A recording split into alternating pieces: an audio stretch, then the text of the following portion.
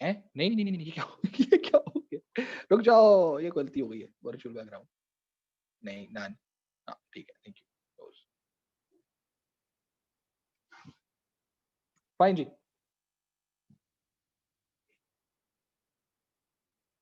आवाज किसी को आ रही है तो प्लीज बता दे।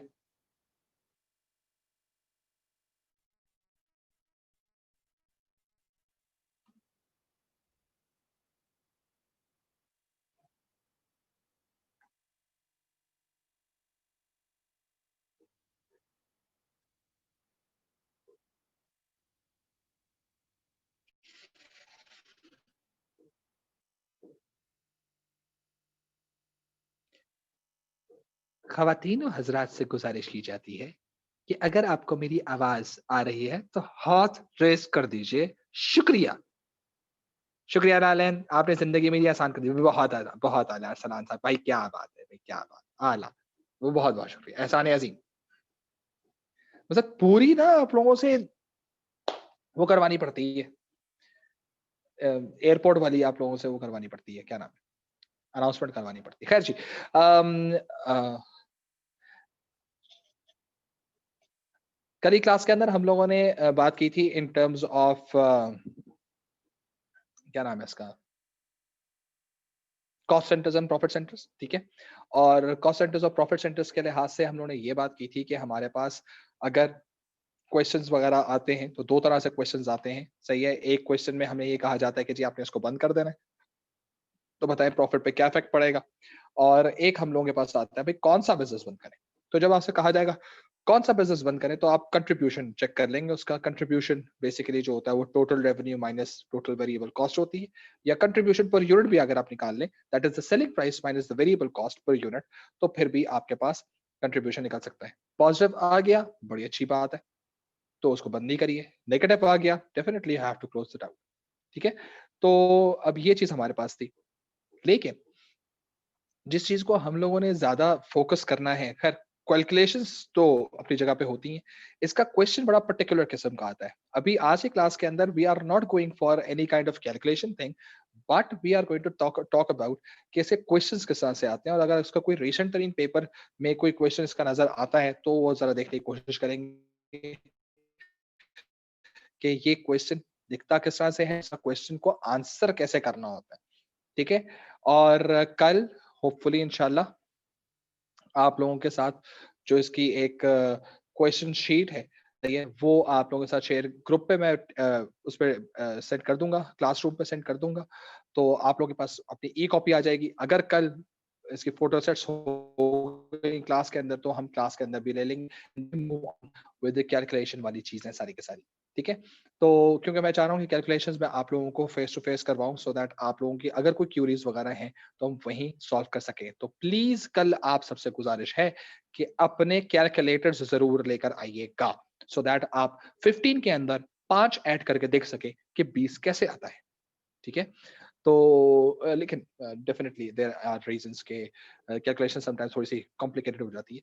तो अभी हम लोगों ने बात करनी है कि ऐसे क्वेश्चंस दिखते किस तरह से हैं, सो दैट जो मैं टॉपिक पढ़ा रहा हूँ फौरन उसका एक्सपोजर ले लें आप पेपर से रिलेटेड, सो दैट आपको क्लियर हो जाए भाई ये कॉन्सेप्ट जो मैंने पढ़ा है ये पेपर में कुछ इस तरह से दिखता है। अल्लाह अल्लाह खैर इजी पीजी। तो ये हम लोगों ने प्लस दूसरी चीज अब आपके आंसर पढ़े, मैंने तकरीबन कुछ 6 कॉपियां चेक करनी, ठीक है? और भाई वाह, सब आप एएस भूल चुके हैं। मकसद मुझे जो इस केस स्टडी के अंदर जो एक देखो पॉइंट पता है क्या है, before we start on with the question जो हम लोगों ने लेआउट की बात करनी है, उसकी बात अलग है। बात ये है कि आप लोगों को क्वेश्चन के अंदर जब आपसे कहा गया है, इसमें नहीं पढ़ा, सही है? कुछ लोग अपनी ही वो वही जो आप एएस में करते आ रहे हैं कि कॉमन सेंस से आंसर लिखने की कोशिश कर रहे हैं। तो आपने कॉमन सेंस के आंसर्स लिखे हुए हैं, लोग ने जिनके मैंने पेपर्स अभी तक देखे, मुझे कॉमन सेंस रहा था, ठीक है? This is basically the vocabulary you are going to use in your answer, vocabulary, business vocabulary, ठीक है, एचआर का जो चैप्टर है वो बड़ा एक चैप्टर है, बहुत जबरदस्त किस्म की बैलेंस है, वहां पर सबैटिकल पीरियड्स की बात है, इस तरह की चीजें हैं, तो रिडंडेंसीज की बात है, इस तरह की चीजें।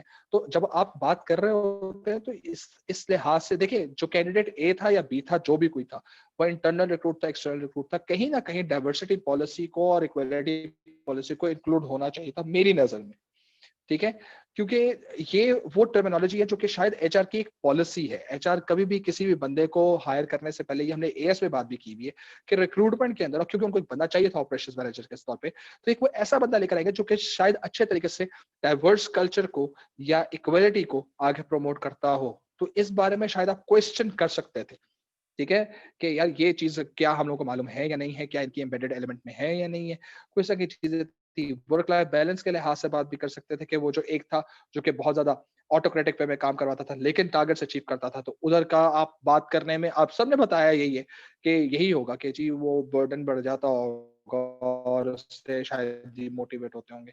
लेकिन किसी ने मेरा नहीं ख्याल कि मैं सिर्फ 5-6 पेपर्स के ऊपर ही बात करता है, आपसे बेस बना के बात कर रहा हूँ, किसी ने शायद इसको वर्क लाइफ लिंक नहीं किया, और मेजोरिटी को तो याद भी ना हो कि वर्क लाइफ बैलेंस नहीं है ना। ये वो कॉमन सेंस ओ लेवल्स वाला कॉन्सेप्ट नहीं है जिसके ऊपर आप बैठकर अपना आंसर्स लिखना शुरू करें। प्लस आप लोगों ने थ्योरीज पढ़ी, सही है, अगर थ्योरीज की रेफरेंस पॉइंट्स आप बनाना शुरू करें कि यार ये थ्योरिस्ट, इस थ्योरिस्ट के बिहाफ पे ये काम अच्छा लग रहा है, या ये काम जो हो रहा है, या इस एम्प्लॉय का या इस बंदे का जो ये काम किया जाएगा, उससे ये थ्योरी होती हुई नजर आ रही है या निगेट होती नजर आ रही है, आप और ज्यादा वैलिड बन जाते हैं, ठीक है। तो ये चीजें जो होती हैं, ये कम से कम वो स्टूडेंट्स तो शायद लाजमी करें जो साइकोलॉजी पढ़ते हैं या वो सोशियोलॉजी पढ़ते हैं, कि सोशियोलॉजी और साइकोलॉजी में जब आप आर्ग्यूमेंट्स डेवलप कर रहे होते हैं, so you have to talk about कि ये किसी थ्योरिस्ट ने कोई ना कोई बात की होगी जिसके रेफरेंस में बात कर रहा हूँ, क्योंकि मेरी बात की इतनी वेटेज नहीं है जितनी बात की वेटेज मास्लो की है या हर्ट्जबर्ग की है या ब्रूम की है। और it was basically a very open plate element कि यहाँ पर कोई भी एक थ्योरिस्ट लग सकता था, बड़े आराम से लग सकता था थ्योरिस्ट, दैट वाज मिसिंग, ठीक है, थ्रू आउट में मिसिंग होगा मेरा ख्याल है, क्योंकि ये वो चीज है शायद जो आप लोगों ने सोची भी ना हो, ठीक है। तो बात यही है कि ये टेस्ट करने का मतलब ये है कि आपके पास वो क्लिक पॉइंट्स आ जाए, ठीक है, कि यार ये चीजें मुझे अपने आंसर के अंदर देखनी है, मुझे अपने आंसर में दिखानी है, यूज करनी है somehow some way, so that मुझे लगे कि सर एग्जामिनर को आपका लगे नेट कि 2 यार मिनट इस बाद अटक रहा है। पढ़ी हुई है और उसको मालूम है कि ये कुछ ओके, मैं वीडियो बंद कर देता हूँ। अच्छा, सही है, तो अब ये चीज ज़हन में, अब बेहतर हो गया, आवाज बेहतर हो गई है, मुझे तो सब आवाज से जी ज्यादा सर। मकसद है। ठीक है, थैंक यू वेरी मच। तो जो पॉइंट है वो कहने का ये है कि आप लोगों को जरूरी इस चीज पे है कि आप लोग बिजनेस की टर्मिनोलॉजी को यूज करें, रादर कि आप एक जनरलाइज वे में कि जी employee gets demotivated and when they gets demotivated तो जी उसकी प्रोडक्टिविटी गिर जाएगी, और क्योंकि प्रोडक्टिविटी गिरना इज बड़ी इंपॉर्टेंट है कि उससे कॉस्ट बढ़ जाएगी। ये एक बच्चे ने, ये जनरल आप लोगों की एक बात है जो कि शायद साइंस का बच्चा भी ये बात कर ले।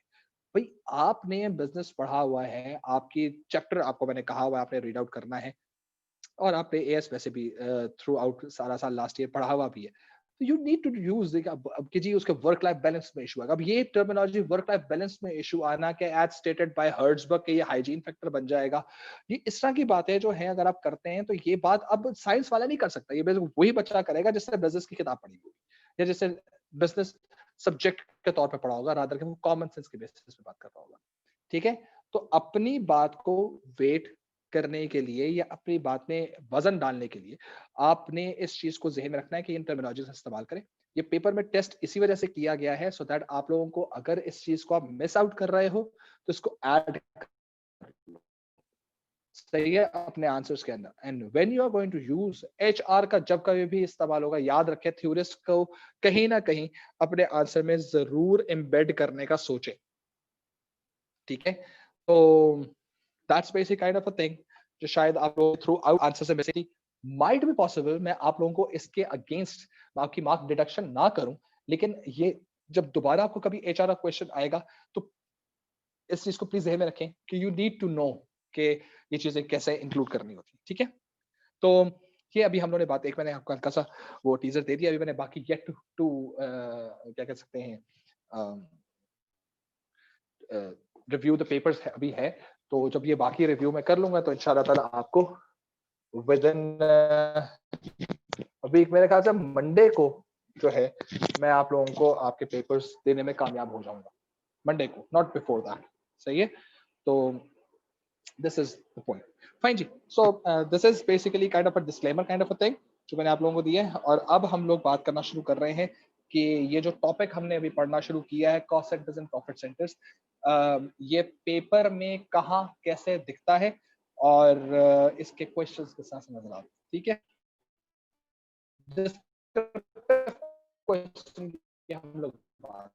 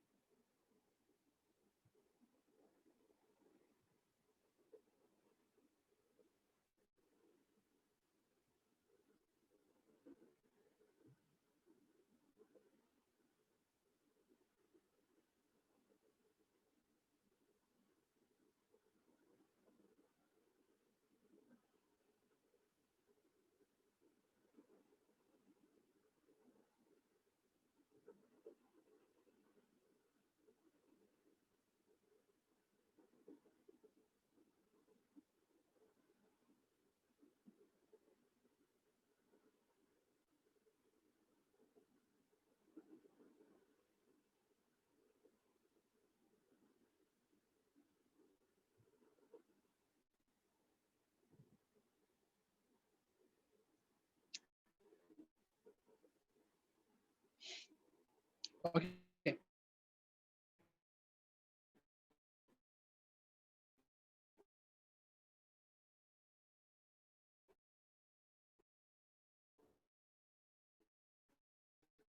सो ये अब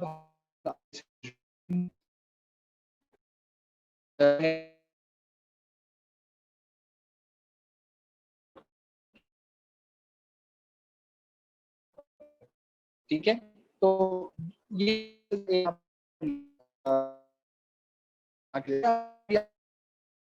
सर आपकी आवाज फिर चली सर गई फिर से अटक गया। है।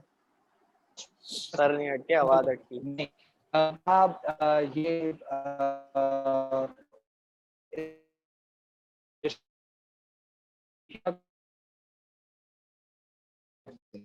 के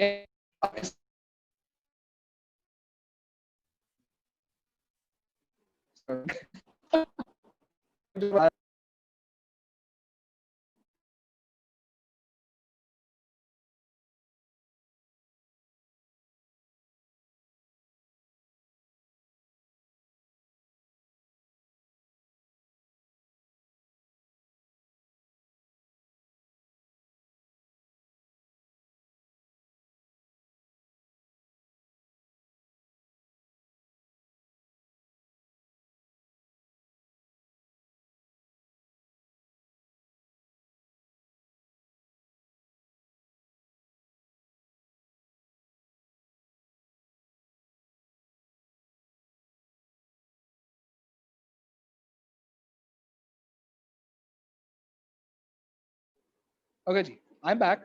और ये इंटरनेट थोड़ा सा क्रैश हो गया था यहाँ, इसलिए मैंने अपना इंटरनेट लगा लिया है, तो होपफुली अब आप लोगों के साथ कोई मसला वसला नहीं होना चाहिए। ये फाइन जी। सो क्या अब मुबशर आवाज सही आ रही? Yes sir. जबरदस्त। तो ये चीज हमारे पास जो है अक्टूबर नवंबर का पेपर है, आ जाइए इसको जरा जूम आउट करके देखते हैं। ओके, सो जो क्वेश्चन है वो ओरिजिनली हमारे पास क्वेश्चन जो आ रहा है दैट इज क्वेश्चन नंबर 4, ठीक है जी। ये रहा हमारे पास क्वेश्चन, जो कंसर्न क्वेश्चन, ठीक है। Refer to table 2 and line 55 where price is stated, calculate the effect on profit. Remember that जो मैंने बात की थी आप लोगों से कल, सही है, इफेक्ट ऑन प्रॉफिट, सही है। If HRS offers for the cell phone inventory is accepted, ठीक है, ऑफर है भाई के आपको सेल फोन्स बनाने के लिए ये एक कंपनी है टिम टैंक कॉर्पोरेशन के नाम से, सही है, ये मोबाइल फोन सेट्स वगैरह बनाती है। उसको एक HRS कंपनी ने उसको ऑफर दिया कि यार आप हमारे लिए जरा उसकी इन्वेंटरीज बनाना शुरू कर दें। तो देखना ये कि उनका ऑर्डर एक्सेप्ट करने से प्रॉफिट पे क्या इफेक्ट पड़ता है, ठीक है। तो यानी हमें करना क्या होगा कि भाई उनसे पहले जब हम काम कर रहे थे तो हमारा क्या प्रॉफिट था, जब ये करेंगे तो फिर हमारा प्रॉफिट क्या होगा, क्योंकि हो सकता है कॉस्ट वगैरह बढ़े, कुछ हो, तो इवेंचुअली काम हो जाएगा। और ये याद रखें कि जो क्वेश्चन नंबर पार्ट बी है, ठीक है, it's always going to be somewhat like this, सही है। और ये देखो, ये क्वेश्चन जो है ये बेसिकली 6 मार्क का है, ये कैलकुलेशन जो है वो 6 मार्क के लिए है, ठीक है। यानी कि इफेक्ट ऑन प्रॉफिट निकालना, इट्स बेसिकली काइंड ऑफ अ 3 और 4 line calculation maximum with working, लेकिन सही कर लोगे तो 6 मार्क के हैं। और उसके साथ जो क्वेश्चन अटैच हुआ है वो 12 मार्क का, जिसपे हम लोगों को अब फोकस करना है, सही है। So it's basically going to be a question जो कि हमेशा इसी तरह से क्वेश्चन ज्यादातर बनेगा कि using a result from 4A and other information assess, सही है, whether the HRS should be accepted, सही है। जब ये वर्ड वेदर का आ गया, इसका मतलब ये कि यस HRS का ऑफर एक्सेप्ट करना चाहिए, और नो इसका HRS का ऑब्जेक्टिव नहीं इस्तेमाल करना चाहिए, ठीक है। तो जब आप इस तरह की चीजें कर रहे होते तो यू नीड टू अंडरस्टैंड कि यार हमारे पास ये बिल्कुल वैसा ही क्वेश्चन है जैसा आप लोगों ने इन्वेस्टमेंट अप्रेजल के अंदर किया हुआ था। जिन्होंने इन्वेस्टमेंट अप्रेजल क्वेश्चन किया हुआ है उनको शायद इस चीज के बारे में क्लियर अंडरस्टैंडिंग हो, ठीक है। अब ये जो हमारे पास 4A का जो आंसर है, ठीक है, जो ओरिजिनली यहां से आएगा, अब अगर आपने इस आंसर को गलत भी निकाला हुआ है तो शायद आप 6 में से कुछ नंबर लूज कर जाए, 6 में से 0 मिल जाए। लेकिन अगर आपने गलत आंसर को भी सही तरीके से इंटरप्रेट किया हुआ है तो ये 12 मार्क्स आपके लिए पूरे अवेलेबल है। ये भी जहन में रखेंगे जी, अगर हम लोगों ने आंसर मेरा गलत आ गया तो अगले आंसर के अंदर भी हम लोग जो है उसको कैसे इस्तेमाल करेंगे, क्या करेंगे, नहीं, गलत आ गया आंसर कोई मसले की बात नहीं है। आप अगर उसे गलत आंसर को सही तरीके से इंटरप्रेट कर लेते हैं तो it's going to be a very fruitful thing, सही है। तो ये जहन में रखें कि जब कभी भी आप बात कर रहे होते हैं इन टर्म्स ऑफ बिजनेस के लिहाज से, पेपर 3 के लिहाज से, तो जब कभी भी कॉस्ट के साथ क्वेश्चन नजर आएगा तो ये क्वेश्चन अब कैसे करना है उसके लिहाज से हम लोग बात करें, ठीक है। तो सही है। तो अब मैं इस क्वेश्चन का आपको लेआउट समझा रहा हूँ, किस तरह से इसके लेआउट को हैंडल करना।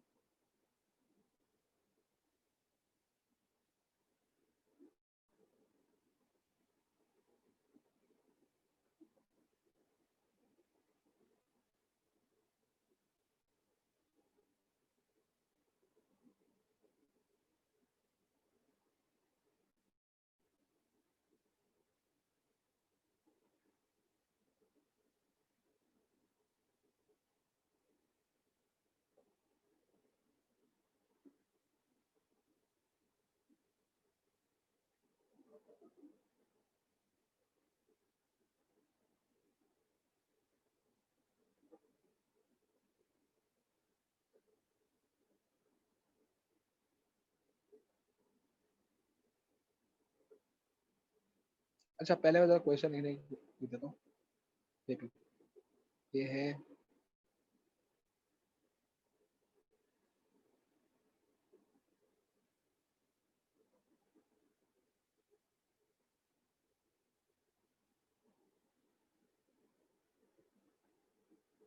से कॉपी हो सकता है।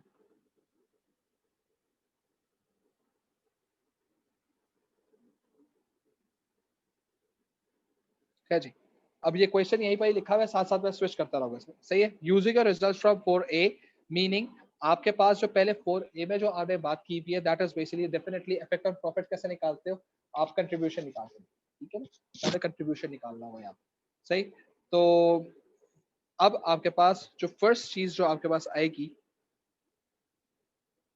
ठीक है, देखो, पैराग्राफ 1 आप लोगों को हमेशा से ये लगता होगा कि यार ये पैराग्राफ 1 जो है ये डेफिनेशन से स्टार्ट होना चाहिए, लेकिन अपेरेंटली डेफिनेशन देना is not very necessary in A2। AS में बहुत जरूरी है, AS में बहुत ज्यादा जरूरी नहीं है। सो अगर आप फौरन से पेशतर इस पैराग्राफ 4A के लिहाज से अगर हम बात करना शुरू करते हैं, पहले मैं बता दूं ये करना क्या है। ये जो पैराग्राफ 1 है ये किसके लिए इस्तेमाल हो रहा होगा, यूजिंग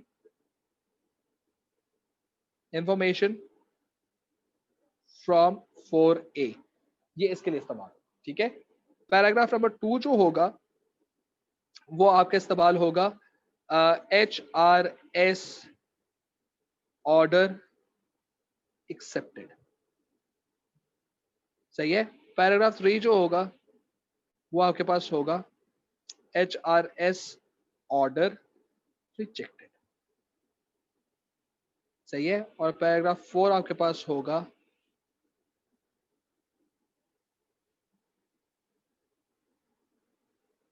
अदर इंफॉर्मेशन, और पैराग्राफ नंबर 5 आपके पास होगा कंक्लूजन, सही है।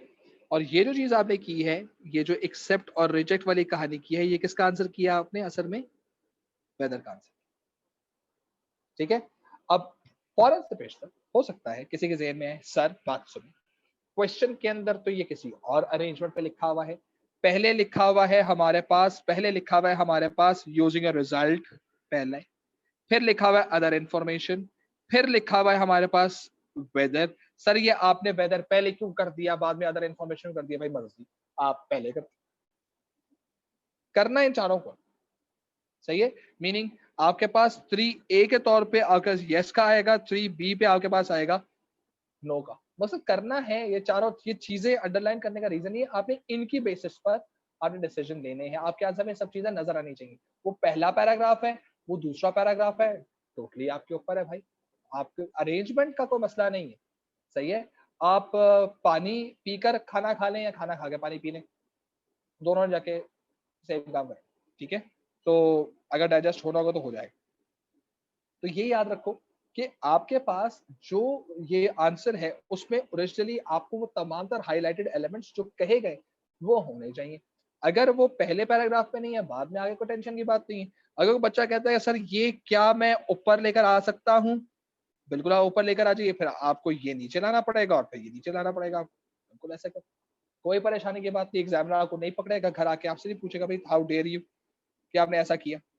लेकिन आपके आंसर के अंदर ये तीनों इंप्रेशन नजर आने चाहिए, यानी आपको 4A के आंसर को भी इंटरप्रेट करना है, आपने वेदर का आंसर भी देना है, आपने अदर इंफॉर्मेशन की बात, वो जिस भी अरेंजमेंट में हो ये आपके ऊपर है, लेकिन ये तीनों की तीनों बातें होनी चाहिए। और वेदर का मतलब क्या है? हाँ जी, एक्सेप्ट किया तो क्या फायदा नुकसान होगा, और अगर रिजेक्ट किया तो क्या फायदा नुकसान होगा, ठीक है। अब इन बेसिस पर रहते हुए, सही है, अब हम लोग बात करेंगे कि इस आंसर के अंदर हमें चीजों को इंप्लीमेंट कैसे करना है चीजों, ठीक है जी। तो पहले क्योंकि हमने कंट्रीब्यूशन निकाला होगा, आप चाहें तो डिफाइन कंट्रीब्यूशन पर यूनिट, नहीं मेरे ख्याल से टोटल कंट्रीब्यूशन निकालना है, सही है। कंट्रीब्यूशन को अगर आप डिफाइन करना चाहते हैं 100 बिस्मिल्लाह कर दीजिए, लेकिन ये याद रखिए दिस इज ऑप्शनल,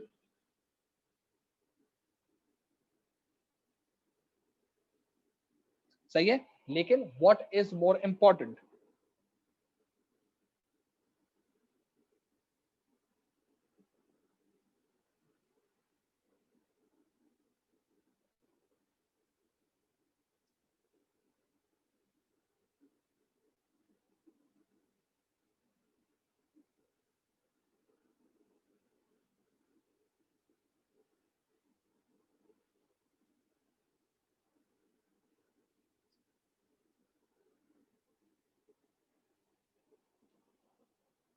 ठीक है। आपने अब फॉर एग्जाम्पल 21 आया, अब इस 21 का मतलब क्या है, मतलब बताओ और इंपॉर्टेंस बताओ कि ये टिम टैंक कॉर्पोरेशन के लिए कैसे इंपॉर्टेंट हो सकती है, ठीक है। तो कंट्रीब्यूशन नेगेटिव आया, जो कुछ भी आया आपने उसके बारे में बात करनी, तो ये आपने असल में 4A का आंसर किया, ठीक है। फायदे नुकसान बस इंपॉर्टेंस तक आप लेकर जाएंगे, उसकी इंपॉर्टेंस बताएंगे, खत्म कर देंगे, ठीक है। अब आ जाएगा पैराग्राफ 1 के ऊपर, पैराग्राफ 2 के ऊपर। अब पैराग्राफ 2 जो मुझे कहा जा रहा है वो क्या है कि जी HRS का ऑर्डर एक्सेप्ट किया जाए, अगर एक्सेप्ट करेंगे तो क्या फायदा होगा, क्या नुकसान होगा, सही है।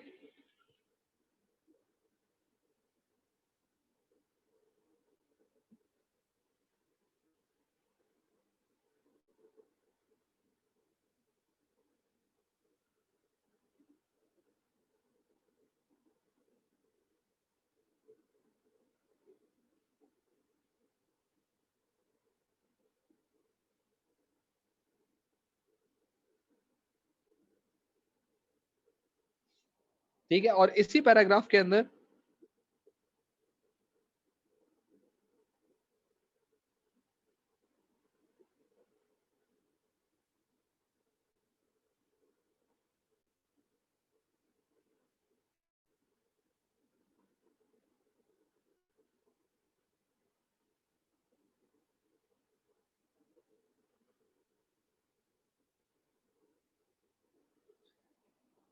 सही है, ये जो आपका एक पैराग्राफ है, ये असल में हम लोगों ने आंसर किया है, ये जो पूरा का पूरा है, ये आपके पास है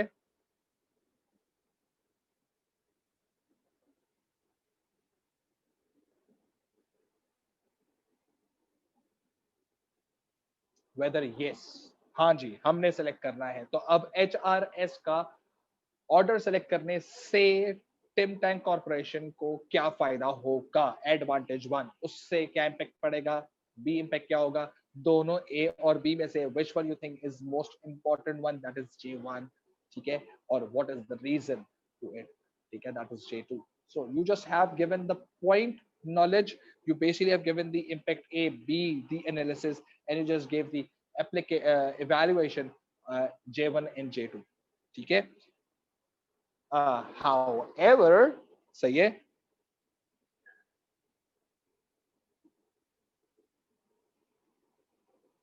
however, इससे कुछ डिसएडवांटेज भी हो सकता है और उसको पूरे को डिस्क्राइब किया. Once you are done with this, देखिए HRS के ऑर्डर को एक्सेप्ट करने से क्या फायदा और क्या नुकसान आएगा, एक फायदा और एक नुकसान करके आपने इसको जस्टिफाई कर दिया, ठीक है. लेकिन अभी भी आपका आंसर खत्म नहीं हुआ, देयरफॉर हम लोगों को अब अगले पॉइंट पे जाना पड़ेगा, which is basically same thing, लेकिन if we reject this order तो क्या फायदा होगा और क्या नुकसान, ठीक है. और ये कैसे पता चलेगा, केस स्टडी पढ़ के पता चलेगा. सही है, advantage one of rejecting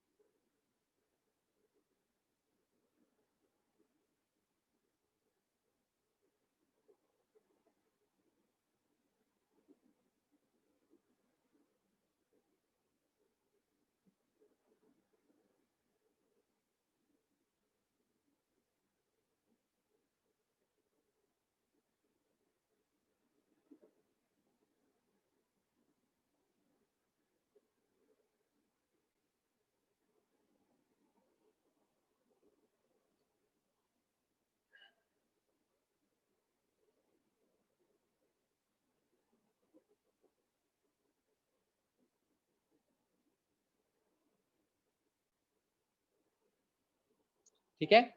so whether yes whether no के लिहाज से अगर आप एक्सेप्ट नहीं करते तो क्या फायदा होगा, हो सकता है कि इनकी मार्केट रेपुटेशन थोड़ी सी खराब हो रही हो, कि सस्ते पे आपसे हो सकता है HRS काम करने के मूड में हो सकता है वो आपसे टाइम बाउंड के लिहाज से बात कर रहा हो कि ये टाइम बाउंड के लिहाज से आपने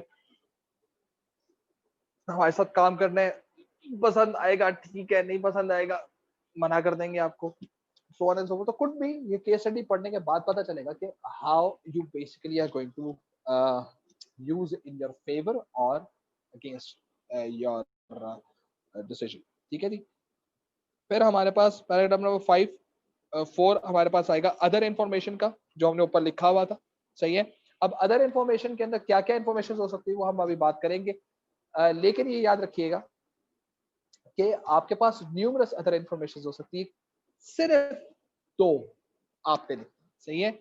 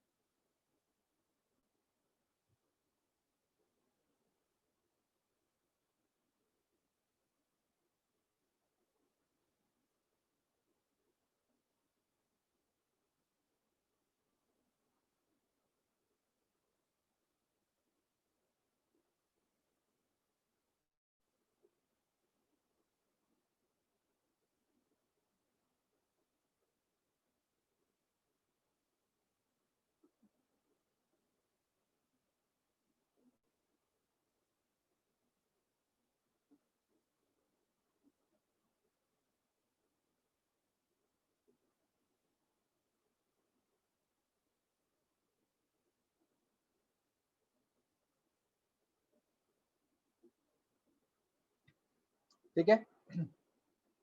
अब आपने ऊपर जो एक एडवांटेज और एक डिसएडवांटेज कोट किया हुआ था पैराग्राफ 2 और 3 के अंदर एक्सेप्ट और रिजेक्ट के लिहाज से, अब आपकी मर्जी है कि आप एक्सेप्ट कर रहे हैं या रिजेक्ट कर रहे हैं। अगर आप एक्सेप्ट कर रहे हैं तो एडिशनल एडवांटेज एक्सेप्ट करने का आएगा, और अगर आप रिजेक्ट कर रहे हैं तो एक एडिशनल एडवांटेज रिजेक्ट करने का आएगा। सही है। अब ये याद रखना कि आपने या तो एक्सेप्ट करने पर आपने बिजनेस ग्रोथ को फोकस किया होगा कि यार इनको ग्रो करना चाहिए, एचआरएस के ऑब्जेक्टिव को देखते हुए, एचआरएस का ऑर्डर देखते हुए ग्रो करेंगे। और अगर आप रिजेक्ट करेंगे तो वो आप अपने आप को सर्वाइव करने का कहेंगे, क्योंकि शायद जो रेपुटेशन या जो स्टिपुलेशंस एचआरएस के ऑर्डर के साथ आ रही हैं वो शायद आपको मोमेंटेरली तो आपको शायद थोड़ा बहुत एज दे दें, लेकिन might it's going to have a direct और indirect impact over your survival issues. So अगर आपने ऊपर एक्सेप्ट किए, यानी कि फाइनल वर्डिक्ट में आपने एक्सेप्ट किया ऑर्डर और आपने एक्सेप्ट करने का एक एडवांटेज दिया है, तो फिर आप बिजनेस ग्रोथ की इंपॉर्टेंस लिखें कि भाई बिजनेस ग्रोथ क्यों जरूरी होती है, बिजनेस इज लाइक 10 टाइम। सही है। लेकिन अगर आपने रिजेक्ट किया है, ठीक है, एचआरएस के ऑर्डर को रिजेक्ट किया, तो आपने फिर कौन सा ऑब्जेक्टिव सेट किया? अपना सर्वाइवल का ऑब्जेक्टिव सेट किया। सो उसके लिहाज से आपने बात करी। ठीक है। सो ये याद रखिए कि हमारे पास ये पूरा का पूरा जो ये स्ट्रक्चर है 12 मार्क के लिहाज से, ये मैं यहाँ पे कर देता हूँ। ठीक है, ये आपके पास अवेलेबल है। ठीक है, आपने जो चीज जहन में रखनी है वो ये है कि अब आपकी जितनी भी हमारी बातें होंगी आंसर स्ट्रक्चर के लिहाज से, सही है, ये आंसर स्ट्रक्चर के लिहाज से जो कोई भी बात है वो सारी के सारी अभी 12 मार्क्स के लिहाज से। ठीक है, थोड़े अरसे में यही 12 मार्क्स चेंज हो जाएंगे 14 मार्क्स के अंदर। ठीक, और फिर यही 16 में कन्वर्ट होंगे, फिर यही 20 में कन्वर्ट होंगे। So you should be very sure about कि आपको ये जो आपके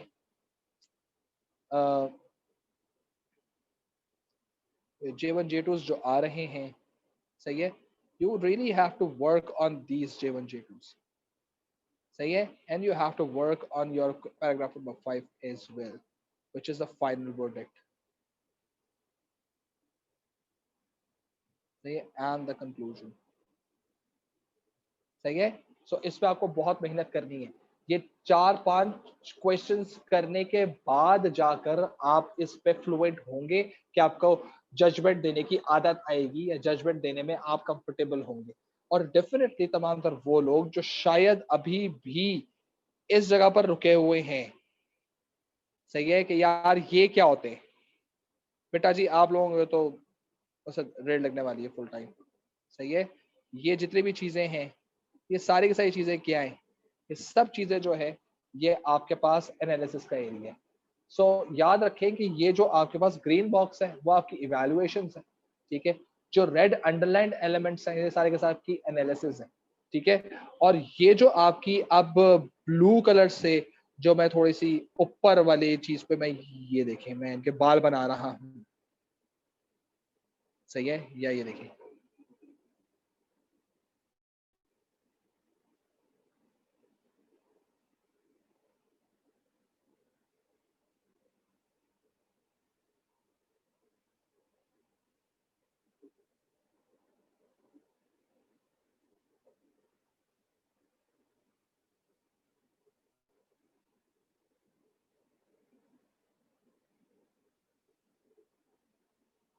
ये जितनी भी चीज मैंने ब्लू से बॉक्स बात की है, ठीक है, ये सारी की सारी आपकी नॉलेज है, सही है। सो ये याद रखें कि आपके आंसर में हर चीज एग्जिस्ट कर रही है, सही है। अगर मैंने इस तरह से बात की है, this is my knowledge,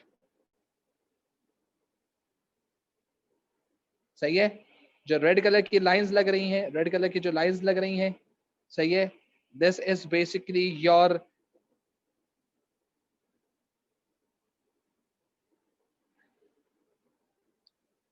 application analysis. और ये जो ग्रीन कलर का जो बॉक्स बन रहा है, सही है, दिस इज योर एप्लीकेशन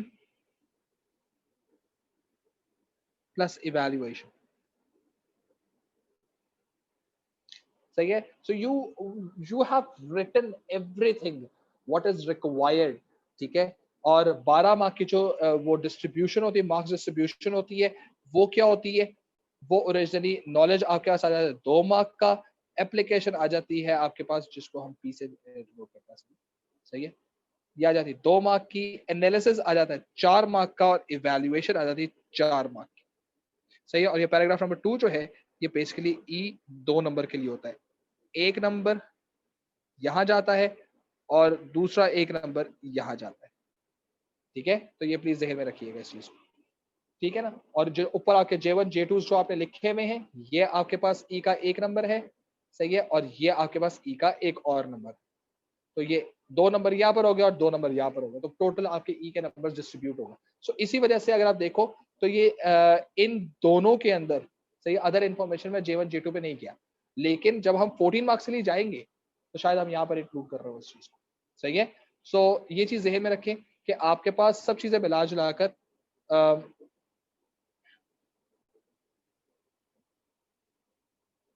सही है। तो ये सब चीजें मिला जुला कर आपके पास जो भी कोई इवैल्यूएशन के स्कोर्स हैं, ये आपके पास अवेलेबल होंगे। अच्छा, अब ये चीज ध्यान में रखो कि आपके पास जो नॉलेज के 2 मार्क्स हैं, इस वजह से डेफिनेशंस बहुत ज्यादा जरूरी नहीं है। अब ये इवन एडवांटेजेस जैसे एडवांटेजेस भी इस पे केटर कर लेंगे, लेकिन ये जो 2 मार्क्स हैं, ये बेसिकली जब तक नहीं होंगे, यानी कि एप्लीकेशन नहीं होगी, तो याद रखना ये 4 मार्क्स अवेलेबल नहीं है, सही है। मीनिंग, ये आखिरी चीज, एक चीज जहन में रख लो, और ये कहीं पर जो है ना बड़ी सारी बोर्ड पे लिख कर ना अपने घर पे लगा दो, ताकि हर वक्त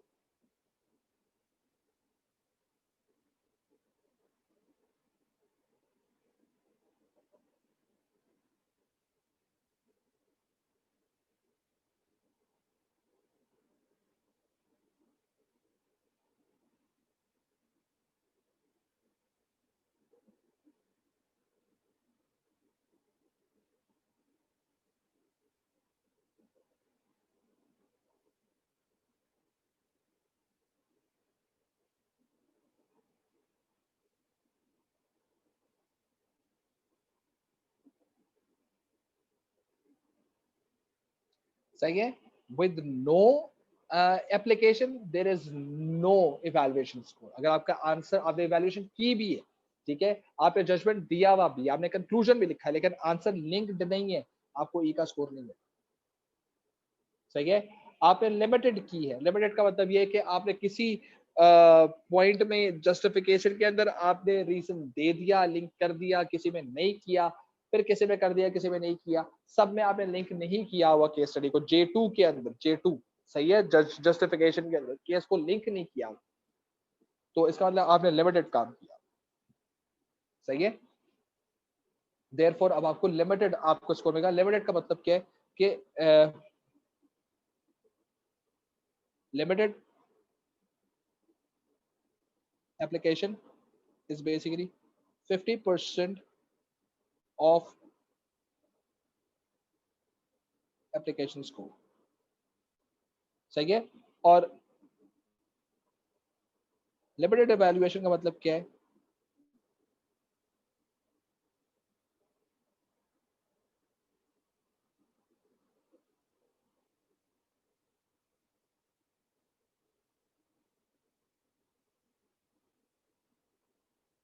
मीनिंग अगर आपने नॉलेज पूरी शो की हुई है, सही है, नॉलेज पूरी शो की हुई तो आपको 2 में से 2 मिल जाएंगे, लेकिन आपने लिमिटेड एप्लीकेशन की है तो आपको 1 में से 2 मिलेगा मैक्सिमम, ठीक है। एनालिसिस के अंदर आप 4 में से 4 ले सकते हैं, लेकिन इवैल्यूएशन में आप 2 से ज्यादा नंबर नहीं ले सकते। तो कुछ भी कर लें आप, इस नॉलेज की वजह से, इस नॉलेज की वजह से आप ये एनालिसिस के अंदर आप स्कोर ले लेंगे, लेकिन इस एप्लीकेशन की वजह से इस इवैल्यूएशन के अंदर आपकी रेड लग जाएगी। अभी के क्वेश्चंस के अंदर तो शायद इतना बड़ा ये चंक नजर नहीं आ रहा यार, 3 मार्क ही तो हैं, तो 12 में से 3 चले भी जाए 9 मार्क तो मसला नहीं है, लेकिन बुराई उस वक्त स्टार्ट होगी जब आपके एप्लीकेशन के स्कोर्स इतने ही रहेंगे और इवैल्यूएशन का स्कोर बढ़ जाएगा। जैसे आपके पास नॉलेज के 2 स्कोर रहेगा, एप्लीकेशन का 2 स्कोर रहेगा, एनालिसिस का 4 स्कोर रहेगा और इवैल्यूएशन का 6 स्कोर हो जाएगा 14 मार्क्स के अंदर, सही है। और फिर आपके पास एप्लीकेशन के 2 मार्क, एनालिसिस के, नॉलेज के 2 मार्क, सॉरी एप्लीकेशन के एनालिसिस के 6 मार्क और यहाँ पर 6 मार्क, ये 16 मार्क्स की डिस्ट्रीब्यूशन है। और बुराई आएगी यहाँ पर, तो ये डिस्ट्रीब्यूशन आपके पास है 14 मार्क्स की, ये डिस्ट्रीब्यूशन आपके पास है 16 मार्क की, ये डिस्ट्रीब्यूशन आपके पास 20 मार्क की, ये डिस्ट्रीब्यूशन आपके पास 12 मार्क की। सही है। सो आपको ये क्लियर होना चाहिए। मैं बार बार इस चीज को हमेशा फोकस करता हूँ कि आप लोगों को क्लियर होनी चाहिए ये बात कि व्हाट आर यू राइटिंग। फजूल नहीं लिखना है, ज्यादा नहीं लिखना है, अननेसेसरी नहीं लिखना है। और आपको जो नेसेसरी चीज है वो मैंने आपको बता दी, भाई ये चीज करोगे। अब इस चीज को कैसे अचीव करना है, that is totally up to your practice. ये प्लेट भाई कोई आसान चीज नहीं है, impact A B J1 J2 बनाना। सही है, ये आसान चीज नहीं है, मैं बार बार स्टेट करूं, ये आसान चीज नहीं है। ये प्रैक्टिस से आएगी, जब तक प्रैक्टिस नहीं होगी ये एग्जिस्ट नहीं करेगी। ठीक है, मेक सेंस, यहाँ तक क्लियर होती है चीज। तो हम लोगों ने जो है उसका एक क्वेश्चन देख लिया कि क्वेश्चन आता किस तरह से। कल होपफुली इंशाल्लाह अगर हेड आउट बन गया तो आपको फिजिकल कॉपी मिल जाएगी। अगर हेड आउट नहीं बना तो मैं वैसे गूगल क्लासरूम के ऊपर आप लोगों से शेयर कर लूंगा, तो you all will have that particular thing. ठीक है जी, सो जाए, एंजॉय करें, कल मिलते हैं इंशाल्लाह, टाटा।